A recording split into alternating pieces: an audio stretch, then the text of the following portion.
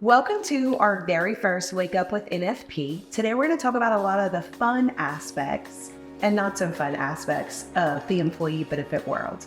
There's a lot of times that we're working with companies and they're excited to work with NFP, but they're really scared of what that change actually means for them and their employees. So then they don't do anything. Right. We get that all the time, don't we, Jessica? Like a analysis paralysis. So what do you think is the biggest misconception that companies have when it comes to changing their broker? I think the biggest misconception that people have is just that it's going to be a huge burden on their employees. You know, if they were to make a big switch, therefore they think difficult, whenever it's really just as simple as signing a piece of paper. I know a lot of times change can be scary, so therefore we don't do anything because we don't know how it's going to look. But like Christy said, it really is signing off a piece of paper.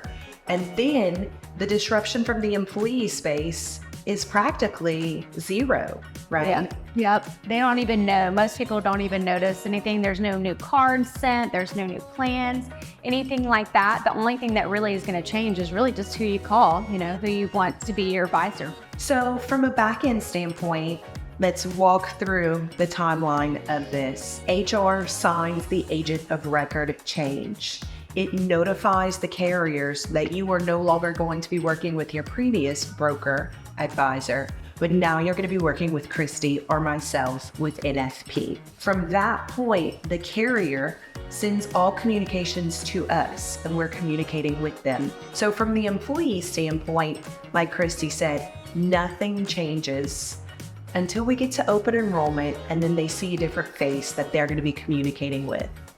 So now that we know nothing changes for the employee whenever an agent of record is changed, what happens for the HR and the administrative team when that change is made? Basically, all they're going to do is have somebody new to call, someone to strategize with throughout the year, somebody who's really going to be in their corner, and really trust to provide that expertise. What do you think is really the thing that holds people back the most in those conversations? Oh gosh, for sure. The biggest change for people is people don't want to fire their brother-in-law. They don't want to fire their best friend. They don't want to fire someone who they maybe have been with for 20 years. It's those relationships that are built, but are those relationships, is that worth your business? I always want to ask this question when I'm speaking with business owners who may be hesitant on making a change. Did you really build your business this far based off of personal relationships? I grew up, my dad always owned a business, so we'd have to work for him. And we learned really quickly that business and personal doesn't mix, because at the grocery store, you may be getting fussed at your boss, but then you have to go to the dinner table and now you're having dinner with your dad and you can't carry those feelings over. Right.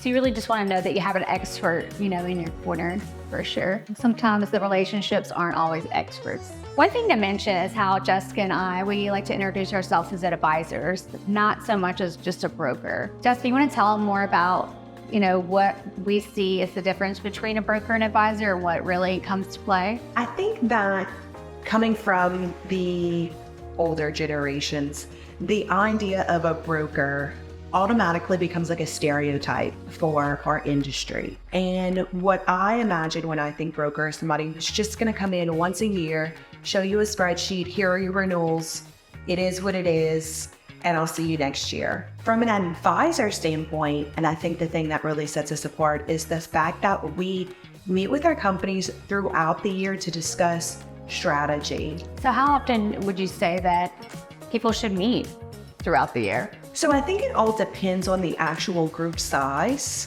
but with our clients, we meet with them at least twice a year, if not every single quarter, to discuss how the plan's being used, the engagement from the employees, and even strategy. Like, what are some of the cool things that are happening out there that could be beneficial for the employees? That concludes our first ever Wake Up with NFP. Thanks for joining us. We'll see you next time. Bye.